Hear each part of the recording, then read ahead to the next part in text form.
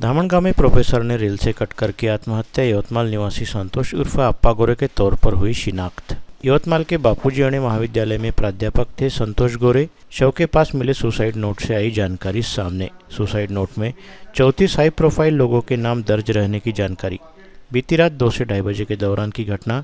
सुबह मामला हुआ उजागर। बढ़नेरा जीआरपी कर रही थी मामले की जांच। घटना के चलते धामणगांव यवतमाल में हड़कंप। धामणगांव रेलवे के स्थानीय रेलवे स्टेशन प्लेटफॉर्म क्रमांक 1 से बढ़नेरा की ओर जाने वाली रेलवे पटरी पर रेलवे पोल क्रमांक 708/3 के निकट सुबह एक व्यक्ति का रेलगाड़ी के नीचे कटकर बुरी तरह क्षतविक्षत हुआ शव बरामद हुआ।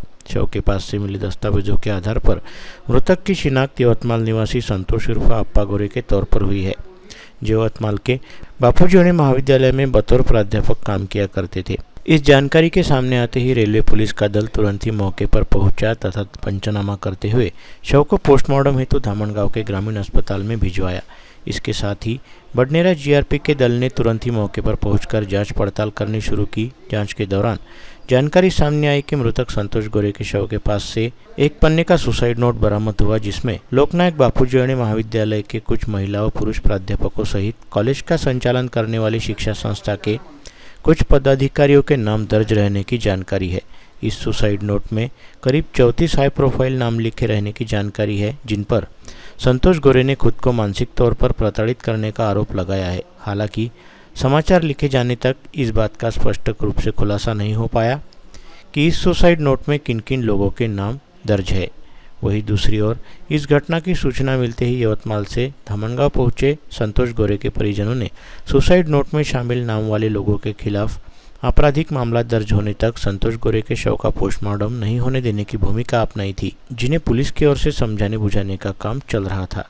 इस संदर्भ में मिली विस्तृत जानकारी के मुताबिक यवतमाल के दारवा रोड परिसर निवासी प्राध्यापक संतोष भास्कर राव गोरे उम्र 56 विगत 30 वर्षों से अंग्रेजी विषय के प्राध्यापक के तौर पर कार्यरत थे और पूरे यवतमाल परिसर में अप्पा गोरे के नाम से विख्यात रहने वाले प्राध्यापक संतोष गोरे 30 वर्ष के अंतराल के दौरान यवतमाल के विविध नामांकित महाविद्यालयों में काम कर चुके हैं। प्रत्येक महाविद्यालय में उनका कार्यकाल 3 से 4 वर्ष का रहा है। वर्ष 2019 से वे यवतमाल के नामांकित लोकनायक बापूजी अणे महाविद्यालय यहाँ पर अंग्रेजी के प्राध्यापक के तौर पर कार्यरत थे। संतोष गोरे के परिवार में उनकी पत्नी और बेटी है तथा बेटी की पढ़ाई लिखाई के चलते उनकी पत्नी भी बेटी के साथ पुणे में रहती है, जो पुणे से कभी कभार यवतमाल आना जाना करती है। पता चला है कि कुछ समय पहले बापूजी अणे महिला महाविद्यालय में कार्यरत एक महिला ने प्राध्यापक गोरे पर विनय भंग एवं छेड़छाड़ का आरोप लगाया था, जिसके चलते महाविद्यालय की ओर से संतोष गोरे को शो कॉज नोटिस दिया गया था, जिस पर संतोष गोरे ने अपना जवाब पेश किया था। साथ ही महिला शिकायत निवारण समिति ने भी संतोष गोरे को क्लीन चिट दी थी, परंतु इसके बावजूद उक्त शिकायतकर्ता महिला द्वारा मांग की जा रही थी कि संतोष गोरे उससे सार्वजनिक तौर पर माफ़ी मांगे, जिस पर संतोष गोरे ने कहा था कि वे नौकरी छोड़ देंगे लेकिन माफ़ी नहीं मांगेंगे।